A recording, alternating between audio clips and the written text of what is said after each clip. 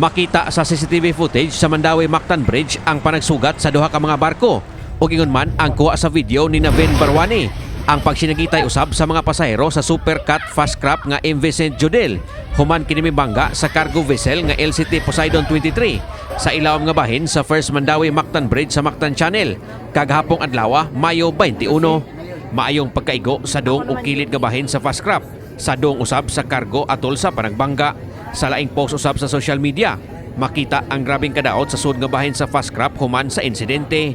Maayong pagkatangtang sa mga lingkuranan, samtang nangabuak usab ang bildo sa bintana. Ang mga pasahero gayong nangalagpot atol sa hitabo ug nakaangkon og mga angol sa kalawasan. Nasayran nga ang Fast Craft padulong sa dakbayan sa Sugbo, gikan sa Ormoc samtang ang kargo pagawas na sa Cebu City.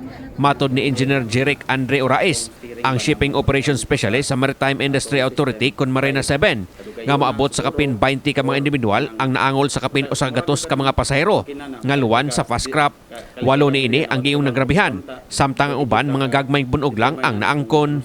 5 usab sa kapin 100 ka mga pasahero ang mga gagmayng bata sumala ni Orais. Wala hinoy naangol sa habig sa kargo. Base sa ilang inisyal nga investigasyon, posibleng steering malfunction kung nadaot nga timon ang hinungdan sa panagbangga. Ang Supercat usab ang may bangga sa cargo vessel base sa ilang inisyal nga pakisusi sa Marina 7. Wala ko ka interview sa kapitan kasi sa kapitan absent kay due to the iyang injury. Oh.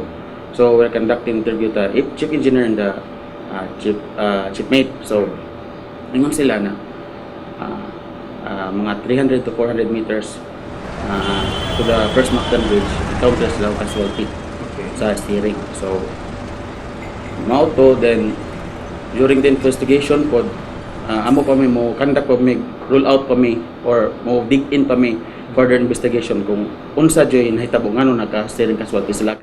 Samtang gibutyag ni Engineer Jesus Quinio, ang Supervising Maritime Industry Development Specialist sa Marina 7, nga sa pagkaron wa pa makaduso og marine protest ang duha ka mga barko nga naglambigit sa panagbangga.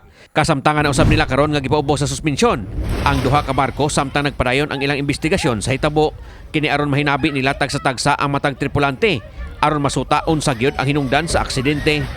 Ubos sa lagda sa Marina 7, ang mga barko nga malambigit og panagbangga kinahanglang modusok gilayon sa ilang marine protest sulod sa 24 ka oras aron di makatubang og dugang multa. Lakip sa sutaon sa investigasyon sa Marina 7, mo ang posibilidad nganong ni malfunction ang timon sa Supercat. Gumikan kay sindi pa mugikan ang usa ka barko. Ipaubos pinunta sa check-up ang tanan nilang kahimanan. Gikan sa makina paingon na sa timon aron kalikayan ang disgrasya. Sutaon pa usab sa Marina 7 kung naka-communicate ba ang duha ka barko. Dihang padulong na silang magsugat sa may Mactan Channel. After sa inyong investigation, unsay sunod ninyong asa ninyo unsa man doon may possible recommendation? Yeah, namin yung recommendation probably mo kuan fines ba o penalty sa kuan sa mga part sa crew kung na mga negligence ang mga makita, no?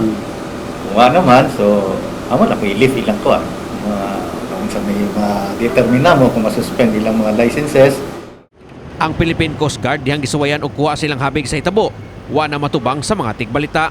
Ang Supercat usab sa ilang bahin may pagawas og pamahayag nga nasubo sila sa natabong aksidente nga gikilambigitan sa ilang barko og prioridad nila sa pagkaron ang pagsiguro sa kaluwasan ug insaktong pagtagad sa tanang mga pasahero nga luwan niini.